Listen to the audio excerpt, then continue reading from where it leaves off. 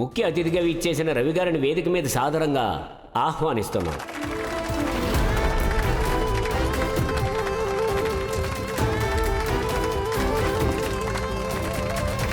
అందరూ చప్పట్లతో ఆహ్వానిద్దాం. రవి సార్ రండి, రండి సార్, స్టేజ్ మీదకి రండి సార్.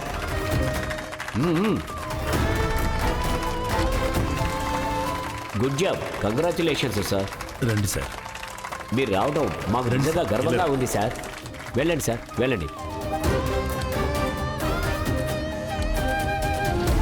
ఇదిగోండి సార్.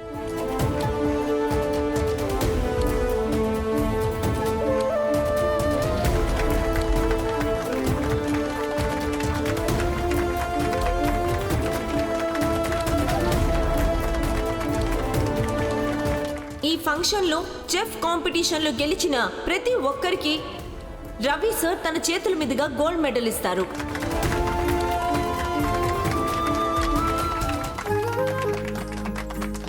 కంగ్రాచులేషన్స్.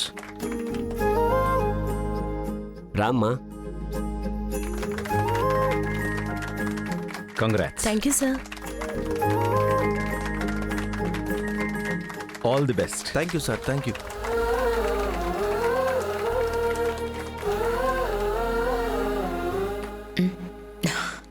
రండి మేడం, రండి మేడం, రండి, రండి మేడం, రండి మేడం, రండి.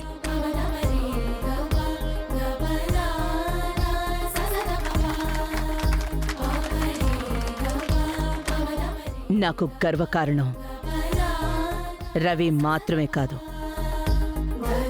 బంగారి కూడా. వీళ్ళిద్దరే నా తర్వాత ఝాన్సీ ఫుడ్స్కి కాబోయే వారసులు.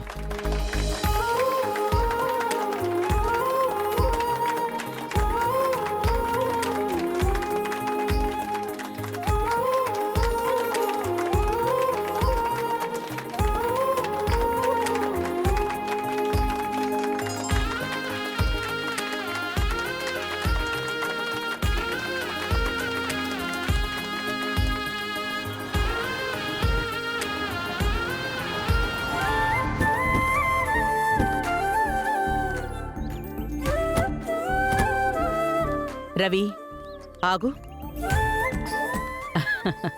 బంగారి రా, పక్కకొచ్చి నిలబడు.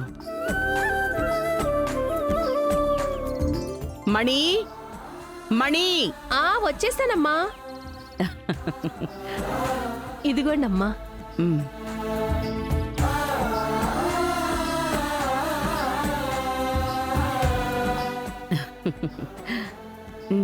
ఇరుగు దిష్టి, పొరుగు దిష్టి, మీ మీద పడిన అందరి దిష్టి మొత్తం అంతా పోవాలి. తువ్వను. రవి.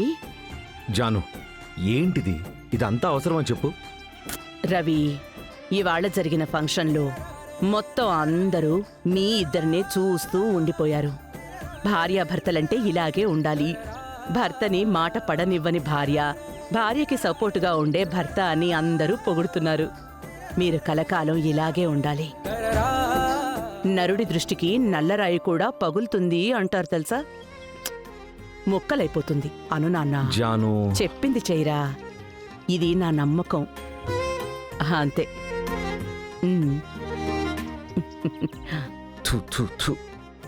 అమ్మా, మణి, ఇదిగో. ఇది తీసుకెళ్ళి నిప్పుల మీద పారే. అమ్మా, టపాకాయల్లా పేలుతుంది ఉప్పు. అంత దిష్టి తగులుతుంది ఇద్దరికి. జాను, ఫంక్షన్ చాలా బాగా జరిగింది అంతే. అన్నట్టు నువ్వు అన్నావే జోడీ అది ఇది అని, అలాంటిదేం లేదు. అదంతా నీ ఊహ అంతే.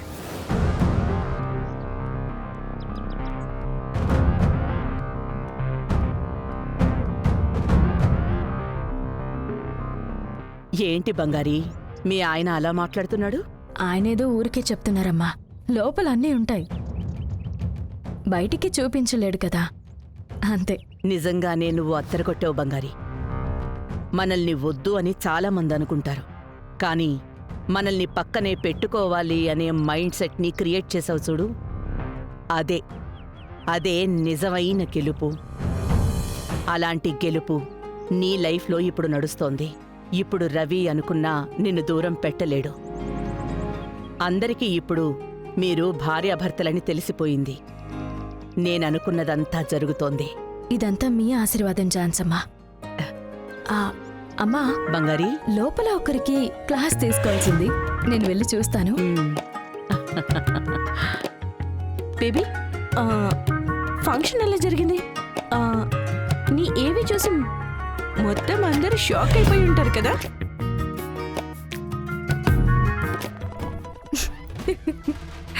ఏయ్, ఎందుకు నవ్వుతున్నా? నీకు అసలు ఐడియా వచ్చిందా? ఉమ్?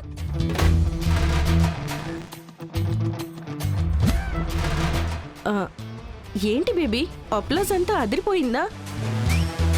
పెద్ద లెవెల్లో నీకంటే ఒక ఫ్యాన్ బేస్ రెడీ అయి ఉంటుంది. ముఖ్యంగా నువ్వు లండన్లో చేసిన అచీవ్మెంట్స్, మొత్తం ఐడియా అంతా నాదే కదా. శామ్, వెళ్ళిపో. ఏంటి ఏంటి బేబీ, ఎందుకు డిస్టర్బ్ గా ఉన్నావు? వదలకుండా నిన్నక్కడ పొగుడుతూనే ఉన్నారా? బేబీ, నువ్వు నాకు థ్యాంక్స్ అలాంటివి ఏం చెప్పనక్కర్లేదు, ఇది నా బాధ్యత.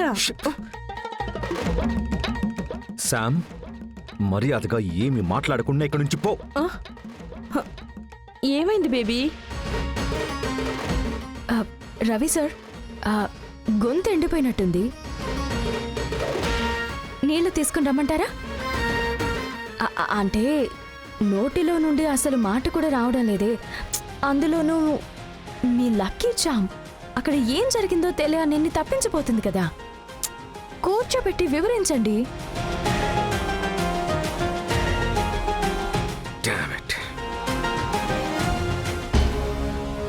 నేను ఏమీ వద్దు వద్దు అని చెప్పాను, నువ్వే పెద్ద ఇదిలాగా ఏవీ గివి అని ఓ బిల్డప్ ఇచ్చావు. ఎందుకు? నన్ను అవమానించడానికా? అసలు నువ్వు నా కళ్ళ ముందే ఉండద్దు. వదలబా, వెళ్ళు శామ్. ఛే!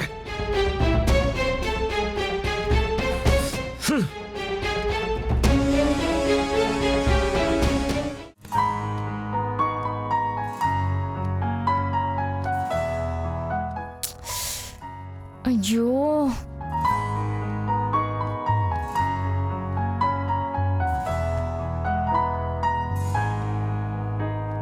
అయ్యా, ఇక్కడ బెడ్షీట్ వేయడానికి కొంచెం హెల్ప్ చేస్తారా? ఏయ్, నేనేమైనా పని మనిషినా? నన్నే పని చేయమంటున్నావు ఏంటి? అయ్యా, ఇది మనం ఇద్దరం షేర్ చేసుకునే రూమ్. ఈ రూమ్ ని నీటిగా పద్ధతిగా పెట్టుకోవడం అనేది మన బాధ్యత. నేనొక్కదాన్ని ఇదంతా చేయలేకపోతున్నాను, కొంచెం హెల్ప్ చేయండి. అలాంటివన్నీ నా వల్ల కాదు. ఓ సరే అయితే. ఏయ్, ఎందుకు ఇప్పుడు ఇసిరేసావు? మరి మీరు చేయలేను అంటున్నారు కదా, ఇలాగే పడుకోండి. ఇలా క్లమ్జీగా ఉంటే రూమ్ నాకు అస్సలు నచ్చదు. ఆ బెడ్షీట్ ని సరిగ్గా వేయి ముందు. నా వల్ల కాదు, కావాలంటే మీరే అరేంజ్ చేసుకోండి. ఏయ్.